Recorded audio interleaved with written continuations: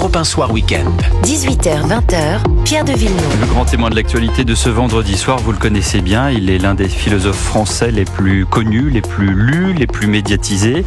Ses initiales BHL le précèdent et vous êtes le bienvenu sur Europe 1. Bonsoir Bernard-Henri Lévy. Bonsoir Pierre de Villeneuve. Vous publiez Solitude d'Israël chez Grasset, un livre indépendant de la situation encore très mouvante au Proche-Orient. On l'a vu encore la nuit dernière avec l'attaque sur l'Iran. Un livre qui rappelle en revanche à quel point le peuple d'Israël a souvent été laissé pour compte entre les mains de grands empires, parfois aujourd'hui disloqués ou disparus. On va précisément parler des points que vous abordez, mais d'abord, il y a un timing. Il y a un timing et une leçon à retenir, celle que, oui, Israël conduit une guerre dure et impitoyable, mais cette guerre est juste et aussi parce qu'Israël joue sa survie dans ce conflit. Voilà. Cette guerre est surtout inévitable quand vous avez affaire à une menace existentielle, quand vous êtes entouré d'ennemis qui ne veulent pas grignoter un bout de territoire, mais qui veulent vous annihiler. De la mer au Jourdain. Quelle autre solution? Voilà. Lorsque ce mot d'ordre, ce slogan que l'on entend aussi en France, aux États-Unis, de la mer au Jourdain, ça veut dire quoi? Ça veut dire raser Israël, éradiquer Israël. Donc, quand vous avez affaire à ça, comment faire autrement, en effet, que de vous défendre? Et c'est la situation tragique dans laquelle se trouve ce pays que je connais bien, qui n'aime pas la guerre, qui n'a pas une culture spartiate. Israël, c'est un pays de Cincinnatus, de paysans laboureurs ou de start-upers qui font la guerre sans l'aimer et qui n'ont qu'une hâte, c'est de revenir, comme le Cincinnatus de la République romaine, de revenir à leur jardin, de revenir à leur labour, de revenir à leur métier, de revenir à leur école. Ils n'aiment pas la guerre. C'est pour ça ils sont contraints de la faire. Chaque Israélien ou presque est un réserviste, c'est-à-dire qu'il sait faire la guerre. On lui a appris à faire la guerre, c'est vrai pour les femmes également. Mais aujourd'hui, en gros, disons-le, si Tsahal s'arrête, si Tsahal arrête ses opérations, Israël n'existe plus. Ben c'est un mot c'est une chose qui se dit beaucoup en Israël. Israël ne peut pas perdre une guerre. Si Israël perd une guerre, si Israël flanche face à ses adversaires surpuissants, Israël disparaît, bien sûr. Mais c'est la plus longue des guerres qu'Israël a connues jusqu'à présent. C'est la plus longue et c'est probablement, bien sûr, celle où Israël a affaire à l'adversaire le plus redoutable. Parce que, quand vous regardez bien, autour du Hamas, les puissances qui s'agrègent autour du Hamas, c'est l'Iran, grande puissance régionale avec volonté impériale, c'est la Russie, dont on sait aussi l'importance géopolitique, c'est la Turquie, qui malgré le fait qu'elle est en principe dans le camp occidental et dans ça, on n'a l'OTAN, jamais vraiment su. Voilà, a pris parti tout de suite, dès le 7 octobre, pour le Hamas. C'est le Qatar et les nostalgiques. Vous dites c'est l'empire des Cinq Croix et leurs alliés. Voilà, bien sûr. Alors les Cinq Croix. Les Cinq Croix, c'est ceux que je viens de citer. J'ai oublié la Chine. Oui. La Chine qui fait partie aussi de cette internationale du pire. Aujourd'hui, il y a vraiment une lutte civilisationnelle mondiale entre celles et ceux dans le monde entier qui se réclament de la démocratie et ceux qui, au contraire, se réclament de modèles tyranniques. C'est ceux que j'appelle les Cinq Croix.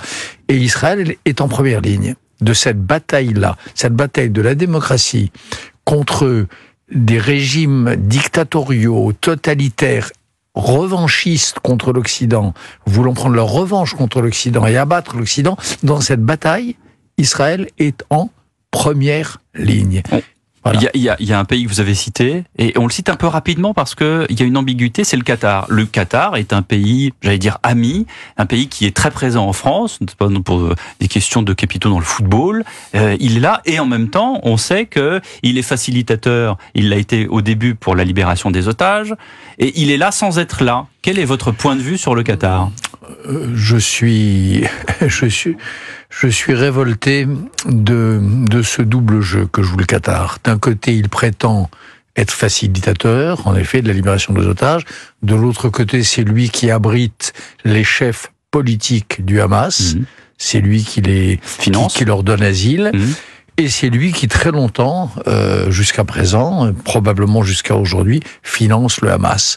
Donc, comment est-ce qu'on peut, d'un côté, être le grand argentier et donner l'hospitalité au Hamas, et de l'autre côté, prétendre être facilitateur de quoi que ce soit.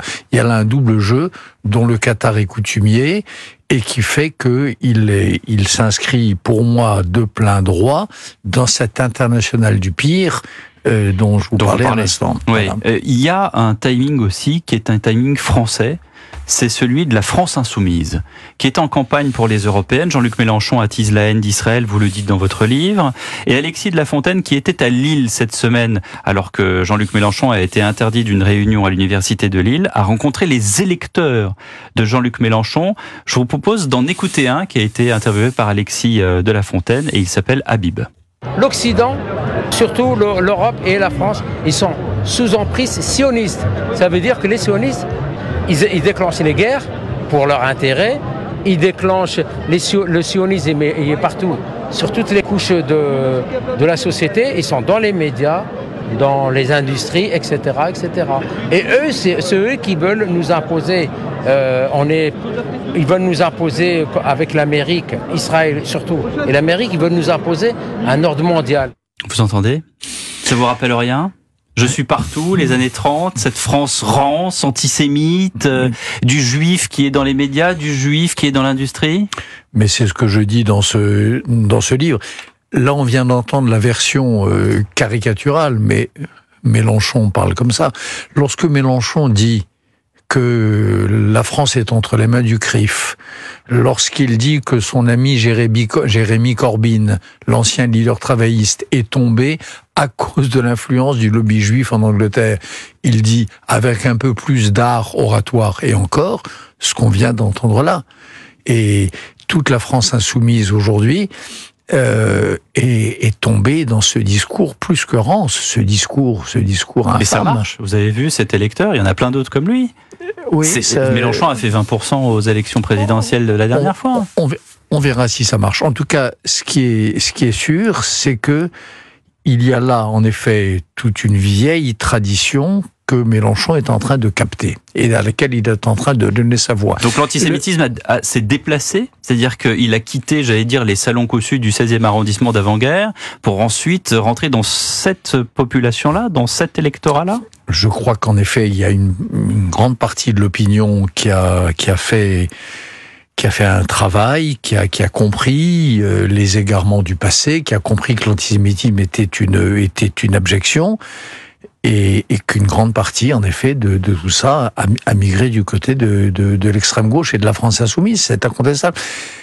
J'entendais hier soir Jean-Luc Mélenchon parler à Lille et comparer le recteur de l'université de Lille à Adolf Eichmann. Il y a là quelque chose. Là, on est dans la banalisation du nazisme.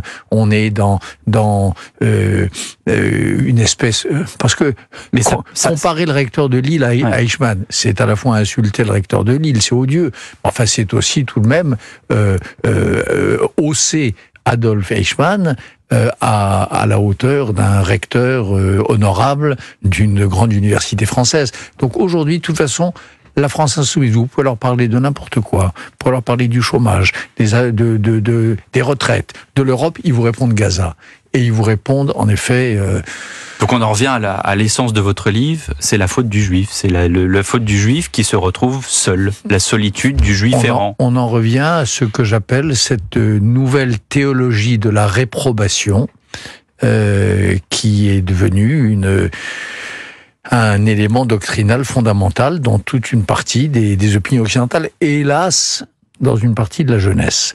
C'est la raison pour laquelle, pour moi, le cœur de ce livre, c'est d'essayer de revenir aux racines, de revenir aux origines, d'expliquer aux gens, et notamment aux jeunes gens, les fondamentaux de cette crise, de cette tragédie du Proche-Orient. Et c'est justement ce qu'on va faire après une première pause. Merci beaucoup Bernard-Henri Lévy. Solitude d'Israël, publié chez Grasset. On se retrouve dans un petit instant sur Europe 1. Europe 1 Soir Week-end. Europe 1 Soir Week-end. 18h, 20h, Pierre de Villeneuve. Comme tous les vendredis soirs, les grands témoins de l'actualité. Et ce soir, Bernard-Henri Lévy pour son dernier livre, Solitude d'Israël, publié chez Grasset. On parlait juste avant la pause publicitaire, de ce mythe, de cette légende et cette question d'ailleurs du juif errant, qui est centrale, celle de l'antisémitisme dans le monde, on vient d'en parler. Et elle rejoint votre récit, cette question, lorsque vous parlez des décisions impérialistes dans le Commonwealth, par exemple, lorsque le général Allenby disait que la Palestine n'était ni juive, ni arabe, mais anglaise. Ça, c'est très intéressant parce que je pense qu'il y a beaucoup de gens qui soit l'ont oublié, soit ne l'ont jamais étudié. Il y a une origine de cette terre qui est biblique, qui a été conquise, qui a été contestée, sur laquelle il y a encore une fois une guerre, un conflit en ce moment. Il y avait un départ extrêmement difficile et cette phrase du général Allenby, qui va d'ailleurs à l'encontre de ce que disait le Premier ministre britannique juste avant, en est l'exemple. Oui, et notamment le ministre des Affaires étrangères, ancien Premier ministre, Balfour. Voilà. C'est cette phrase du général Allenby, elle vient éteindre le feu de l'espoir qu'avait allumé quelques semaines ou quelques mois plus tôt Balfour dans sa fameuse déclaration. Oui, qui disait on va tout faire pour un foyer national pour le peuple juif en Palestine. Voilà. Et cette déclaration Balfour qui a été évidemment un texte magnifique. 1917. Ça a créé 1917, ça a créé l'idée jusqu'à aujourd'hui qu'Israël serait une création de l'impérialisme de l'époque, c'est-à-dire la Grande-Bretagne. Et ce que j'explique dans un des chapitres du livre, ce que je raconte, c'est les efforts colossaux qu'a fait l'impérialisme de l'époque, c'est-à-dire la Grande-Bretagne, pour empêcher la naissance d'Israël, pour limiter l'arrivée des Juifs dans cette patrie promise. Pourquoi ? Par crainte ? Par idéologie ? Par impérialisme, parce que comme tous les impérialismes, ils voulaient persévérer dans leur être et qu'il n'était pas question pour eux de lâcher cette terre-là dont ils avaient reçu le mandat de l'administrer. Et voilà. Donc il y a une légende d'un Israël fruit de pointe avancée du colonialisme occidental. Israël fait colonial, c'est ça la légende. Israël fait colonial. La réalité, c'est qu'Israël s'est construit à la pointe de la baïonnette contre les pouvoirs impériaux. Envers et contre tout. Envers et contre tout. 1947-1948, la naissance d'Israël, c'est d'abord une guerre de libération contre les Britanniques. Et les Britanniques, d'ailleurs, soutenaient plutôt, tout ça on a oublié, soutenaient plutôt les Arabes qui eux-mêmes refusaient, qui ne s'appelaient pas encore Palestiniens, et qui refusaient l'idée d'un foyer national juif. Donc voilà. Cette solitude d'Israël, c'est aussi une fragilité, j'allais dire géographique, géostratégique d'Israël. Israël est un État incroyablement vulnérable. C'est une nation solide. C'est un peuple. C'est le plus vieux peuple du monde, naturellement. Mais cet État, il est d'une fragilité terrible. Il y a eu d'ailleurs plusieurs hypothèses assez farfelues d'ailleurs de la place d'Israël sur le globe. Il y a même certaines personnes, je parle sous votre contrôle, qui ont dit pourquoi est-ce qu'on n'y mettrait pas Israël ou en tout cas le peuple juif au Brésil. Au Brésil, en Ouganda, vous avez eu pendant très longtemps les leaders du panarabisme qui disaient pourquoi est-ce que vous n'avez pas fait Israël en Allemagne, puisqu'après tout vous avez la seule légitimité d'Israël, disait-il, ce qui n'est pas exact, c'est réparation après le crime de la Shoah, mais après tout, le crime de la Shoah, c'est vous les Européens, c'est pas nous les Arabes, il fallait faire ça en Bavière. Donc, bien sûr qu'il y a eu tout ça. Le résultat, c'est un État minuscule, une petite bande de terre, parce qu'Israël, c'est ça, qui est l'équivalente de 3 départements français, et qui est en état de guerre, qui fait face à l'assaut de ses adversaires depuis le jour de sa création. Depuis le jour de sa création, Israël va de guerre en guerre. Jusqu'à présent, Israël les gagne, mais enfin, vous savez, comme disait Jean-Jacques Rousseau dans Le Contrat social, on n'est jamais assez fort pour être sûr d'être toujours le plus fort. Et avec cette puissance d'Israël, on suscite ce qu'on appelle communément l'antisémitisme. c'est terrible, mais ça revient également à cause de cela, même si aujourd'hui on est bien d'accord que c'est périphérique, il y a eu un drame, il y a eu un pogrom, comme vous le dites et comme vous le rappelez, mais l'antisémitisme est là. À Londres, il y a des familles juives qui ne sortent plus le samedi, alors que c'est quand même jour de Shabbat, dans les rues parce qu'ils ont peur de la violence des manifestations pro-palestiniennes. Et puis alors en France, et j'aimerais avoir votre avis quand même là-dessus, à chaque fois les politiques sortent la même carte à jouer, c'est la carte de la laïcité. On ressort le principe de laïcité. Pas d'abaya, pas de camis, pas de kippa, pas de croix ostentatoire et tout le monde sera heureux. Oui ou non ? Bah oui, mais c'est une équivalence absolument scandaleuse parce que il y a aucune, tout ça n'est pas comparable. L'abaya, c'est une manifestation vestimentaire de revendication d'une idéologie. Ça n'a d'ailleurs rien à voir avec la religion, d'une idéologie. La croix ou la kippa, ça n'a rien à voir avec cela, c'est tout à fait autre chose. Et d'ailleurs, vous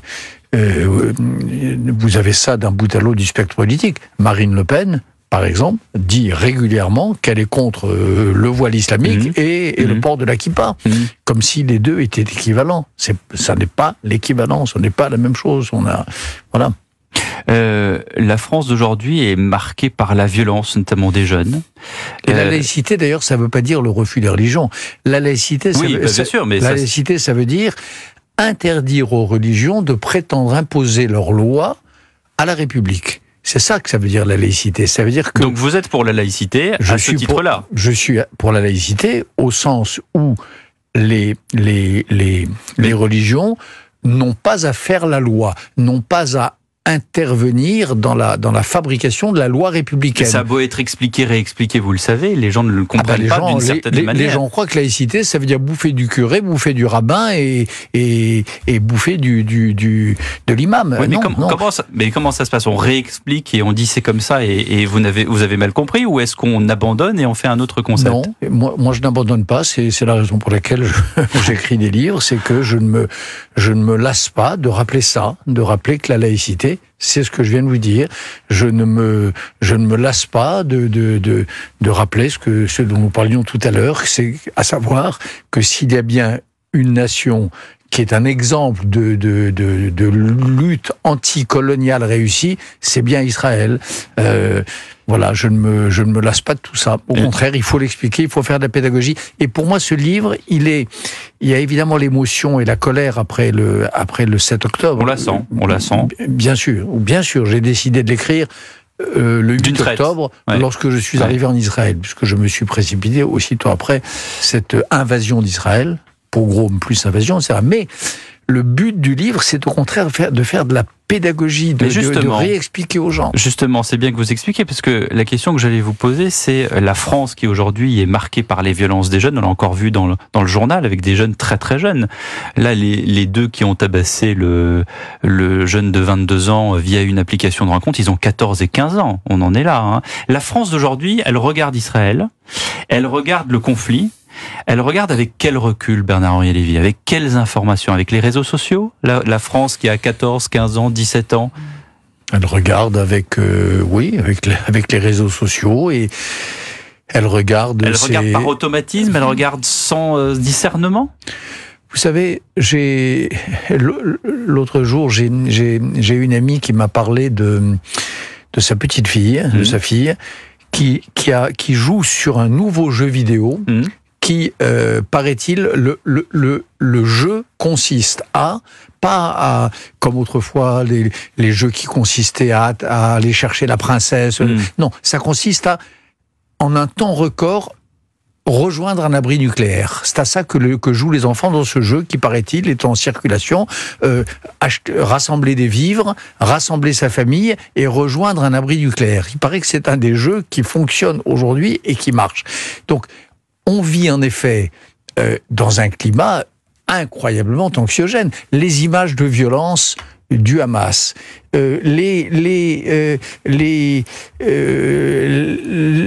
Cisjordanie dansant de joie après les images de femmes juives éventrées et de gens emmenés en otage comme dans l'Antiquité, près des débuts de la romanité. Tout ça, plus les menaces nucléaires de la Russie, plus les menaces nucléaires de l'Iran, plus cette façon qu'ont tous ces gens, tous ces États voyous, de jouer avec le nucléaire, de briser le tabou, comme personne ne l'avait fait jusqu'à présent, de lever l'interdit, tout cela crée, dans un pays comme le nôtre, un climat incroyablement anxiogène et donc producteur de violence. Des mots sont utilisés, l'ensauvagement, retirer des sauvageons de Jean-Pierre Chevènement, décivilisation, vous êtes d'accord avec ce mot-là? Décivilisation? Oui, c'est un mot qui appartient, qui vient d'un grand philosophe du XXe siècle et un grand sociologue. Et bien sûr que la civilisation, c'est un processus, c'est pas un état naturel. La civilisation, c'est un travail. La civilisation, elle est conquise sur un monde de pulsions, l'homme est un loup pour l'homme, etc. C'est une conquête, la civilisation. Cette conquête, elle est fragile, et bien sûr qu'elle peut être ruinée aussi. Et elle peut se déconstruire. C'est une construction, la civilisation, et elle peut se défaire. Très vite. On l'a vu. C'est la thèse de, il y a, c'est pas tout à fait un philosophe, mais en vérité ça l'est, Sigmund Freud, dans un grand livre qui s'appelle Malaise dans la civilisation, qui a été publié au moment de la guerre de 14, et qui disait que la civilisation était un mince vernis sur un océan de pulsions et de haine qui pouvait se craqueler très très vite. Dis donc, c'est optimiste. Oui, c'est pas pessimiste parce que ça veut dire que les institutions, les lois, la volonté des hommes peuvent beaucoup et peuvent s'instituer contre cela. Mais bien sûr que Freud, par exemple, pensait vraiment que l'ordinaire de l'humanité, c'est la pulsion de mort, que c'est même ça qui souvent fait lien entre les humains, et que il faut beaucoup d'efforts pour que la pulsion de vie, l'amour, la sociabilité l'emporte et fasse elle aussi lien social. C'est pas l'évidence, voilà. Mais tous les grands philosophes politiques, Thomas Hobbes pensait ça aussi. Ça fait du bien de vous entendre, Bernard-Henri Lévy. On remet quand même. Bon, je suis désolé, je suis catholique, je vais dire à l'église au milieu du village, mais oui, non, mais ça fait du bien, quoi. Vous venez de d'énumérer toutes les horreurs et ce jeu vidéo qui est complètement aberrant, où il faut se réfugier dans un abri, alors qu'on vient de jouer à un autre jeu vidéo, parce que la plupart des jeux vidéo aujourd'hui, c'est l'équivalent d'il faut dégommer tout le monde. Là, voilà, on prend un peu de recul avec vous et c'est la raison pour laquelle vous êtes notre grand témoin de l'actualité. On revient dans un instant et notamment pour parler de votre livre Solitude d'Israël chez Grasset. À tout de suite sur Europe 1. Europe 1 Soir Week-end. 18h-20h, Pierre de Villeneuve. Solitude d'Israël, dernier livre de Bernard-Henri Lévy qui a la gentillesse et l'amabilité de passer par le studio d'Europe 1 pour être notre grand témoin de l'actualité ce soir. Vous dites dans votre livre, les Palestiniens ne veulent pas d'une solution à deux États. Et en même temps, les Palestiniens sont prisonniers du Hamas. Alors, qui veut quoi? Et surtout, est-ce que les Palestiniens ont les moyens de se rebeller contre le Hamas qui est présenté comme celui qui les emprisonne? D'abord, ce que je dis, c'est que, en effet, l'autorité palestinienne, les représentants politiques des Palestiniens ont systématiquement refusé toutes les occasions qui se sont présentées depuis 1947-48 d'avoir une solution à deux États. Il y a eu Rabin à un moment donné avec Arafat, la poignée de main, mais bon, ça n'a pas suivi. Mais ça a déclenché. Rabin a été tué. Ça a déclenché l'intifada, ça a déclenché cette intifada a fait des centaines et des milliers de morts. Voilà, donc toutes les opportunités qui se sont présentés, que les accords de Camp David tabassent, lorsque Ehud Barak était Premier ministre, et ainsi de suite, le leadership palestinien les a refusés, numéro 1. Numéro 2, c'est vrai que lorsqu'on voit, par exemple, là, la manière dont les Palestiniens de Cisjordanie ont réagi au massacre perpétré par le Hamas, c'est vrai que ça glace les sangs. Ils ne les ont pas condamnés. Il y a eu sur les réseaux sociaux palestiniens pas de Gaza, de Cisjordanie, des choses terribles. Et il y a des sondages, je ne sais pas ce qu'ils valent, mais enfin, ils ne doivent pas être loin de la réalité, qui indiquent qu'une immense majorité de ces Palestiniens de Cisjordanie approuvent, trouvent juste, pensent que c'est un acte libérateur que d'avoir perpétré le pogrom du 7 octobre. Ça, deuxième chose. Mais troisième chose, je pense que dans l'histoire des peuples, il y a tout de même des moments où on se réveille. Ça finit par arriver. Ça peut être à l'occasion c'est d'ailleurs, là, ça aurait été une bonne occasion quand même. Oui. Ça aurait été une belle occasion. Il y a des occasions plus différentes et plus tristes. Par exemple, une défaite militaire. Le peuple allemand s'est réveillé en 1945 d'un coup, comme on se réveille d'un état de somnambulisme. Donc, je pense, moi, je garde espoir, en effet, dans le fait que les Palestiniens finiront par se réveiller de ce cauchemar éveillé dans lequel ils sont plongés, entretenus depuis des décennies, et finiront par comprendre que la seule solution, c'est pas la Palestine de la rivière à la mer, mais que c'est la coexistence de deux États vivant pacifiquement côte à côte. Là, il y a eu ce film qui a été montré aux journalistes des GoPro du Hamas, c'est-à-dire que les gens qui ont tué dans les kibboutz que vous avez visités, d'ailleurs au sud d'Israël. Il y a eu plusieurs images très très pénibles à voir dans ce film qui n'a pas été diffusé pour le grand public. Mais je tiens à dire qu'il y a une image qui, moi, m'a choqué particulièrement. C'est quand les pick-up, donc les voitures avec la benne derrière, ramènent les corps sans vie des Israéliens. Là, c'est pas 10 personnes, c'est pas 20 personnes. Des scènes de liesse. C'est tout Gaza qui accueille avec victoire, en fait, les terroristes du Hamas. Est-ce que cette image nous conforte, vous et moi, et ceux qui nous écoutent et ceux qui ont vu aussi, que les Palestiniens sont maraboutés par le Hamas aujourd'hui et qu'ils ne voient qu'une chose. Ils sont encouragés aussi, puisque vous citez plusieurs organismes extrêmement importants, comme notamment l'agence de l'ONU pour les réfugiés palestiniens, l'UNRWA, qui elle-même a des directives très très claires. C'est-à-dire qu'il y a au niveau de l'ONU une façon de diriger une politique qui est extrêmement effrayante en fait.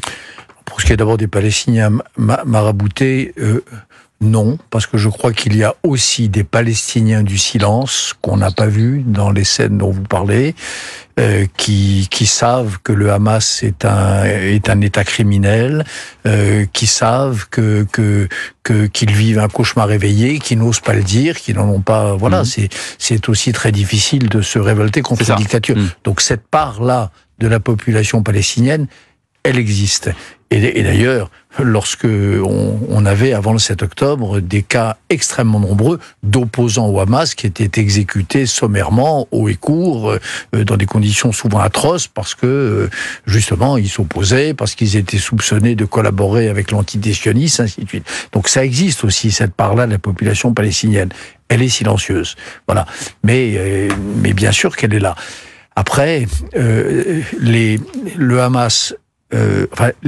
l'islamisme radical contemporain a inventé cette chose atroce depuis 20 ans, qui est le fait de filmer les pires exactions et les pires tortures et de les brandir comme des trophées. Ça, c'est une nouveauté dans l'histoire. Ça commence, je connais bien cette histoire, parce que ça commence avec la décapitation de votre confrère, Daniel Pearl, ce journaliste américain juif, kidnappé par Al-Qaïda en 2002, et décapité, et filmage de cette décapitation qui a circulé. Et ça continue. Voilà.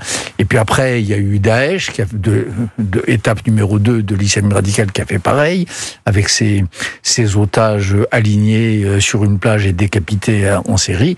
Et puis aujourd'hui, le Hamas. Donc ça, ce mélange de l'hypertechnique et de l'absolu fanatisme et de la cruauté et du sadisme plus extrême, ça c'est une nouveauté et c'est une des caractéristiques de cet islamisme radical. Je rappelle dans le livre que les nazis effaçaient leurs crimes. effacer les traces. Jusqu'à la dernière minute, ils avaient cette obsession de ne pas laisser d'ordre écrit, ainsi de suite. Staline demandait, quand il torturait ses opposants à la Loubianka, il demandait qu'on fasse tourner des moteurs de camions pour couvrir les cris des suppliciés. Là, c'est l'inverse. On les brandit en effet comme des signes de fierté, on les poste sur ces réseaux sociaux, et ça, Hamas, Daesh, Al-Qaïda. C'est une des singularités de ce nouveau avec le fascisme Hamas qui est l'islamisme radical. Qui est différent parce qu'il est soutenu, et on vous le dit également dans le livre, par justement, on l'a dit tout à l'heure, les 5 rois plus les alliés. Donc voilà, avec le Hamas que les gens, en effet, dont vous parliez, l'ONU, l'UNRWA, etc., nous présentent comme une petite organisation charitable, quasiment, quand ce n'est pas organisation de résistance, en tout cas lilliputienne. Mais en réalité, le Hamas est extrêmement puissant à cause de ce conglomérat d'alliés qu'il a rassemblé autour de lui. Il y a un chapitre dans mon livre qui s'appelle « L'Empire du Hamas ». L'Empire du Hamas. Le Hamas, ça paraît paradoxal, parce que c'est vrai que le Hamas, c'est une organisation dans une autre bande de terre qui s'appelle la bande, plus petite que Israël, mais enfin, bande de Gaza. Mais Empire du Hamas, ça se justifie parce que je viens de vous dire là, par le fait que derrière lui, il est la marionnette, il est instrumentalisé par les forces les plus redoutables, les plus puissantes et les plus offensives d'aujourd'hui contre l'Occident, contre l'Europe et contre les États-Unis. Bernard-Henri Lévy, je l'ai dit en introduction, vous êtes un personnage de l'histoire intellectuelle de France. Vous êtes lu, vous êtes écouté, vous êtes traduit dans de nombreux pays, mais vous avez été entarté, vous avez été un gimmick, vous aviez votre marionnette dans Les Guignols, il y a eu de la satire autour de ça, et puis on rigole, mais finalement on vous écoute, on vous lit, ce que vous nous produisez comme document est très important. C'est quoi votre force ? Pourquoi est-ce qu'on vous écoute autant ? Travail d'introspection. Je ne sais pas, parce que les gens doivent sentir, je ne sais pas, peut-être que je suis sincère, que... Est-ce que autant être aussi sincère, être aussi vrai, ça attire justement la satire et la rigolade? Une des raisons pour lesquelles on m'écoute un peu pour ce livre, c'est que, contrairement... les droits de l'homme, la réparation aux victimes, moi je fais pas dans l'unilatéralisme. J'ai passé ma vie à ça. J'ai passé ma vie à défendre les offensés, à défendre les naufragés, au Darfour, en Ukraine récemment, en Libye, les chrétiens du Nigeria, les Libyens, les musulmans du Bangladesh lorsque j'étais tout jeune et que j'avais 20 ans. Vous voyez, moi c'est pas d'hier. Et hier j'étais à Strasbourg où je venais présenter mon livre dans le cadre d'une soirée de solidarité avec Israël. Et il y avait là quelques manifestants à l'appel d'un collectif Palestine qui prétendaient m'empêcher de parler. Mais la question est simple, c'était celle-là. Où est-ce qu'ils étaient quand, avec d'autres, je défendais les Syriens massacrés par Bachar al-Assad? Où est-ce qu'ils étaient lorsque j'allais crapahuter pour vos confrères du Monde ou vos confrères de Paris Match pour couvrir des guerres oubliées dont tout le monde se fout, à commencer par eux? Moi, j'ai pas l'indignation à géométrie variable. Vous comprenez? Voilà. Et j'essaye d'être, depuis ma lointaine jeunesse maintenant, sur tous les fronts où se joue la dignité de l'humain. Merci Bernard-Henri Lévy. Merci à vous. Merci d'avoir été notre grand témoin ce soir sur Europe 1 Solitude d'Israël. Chez Grasset.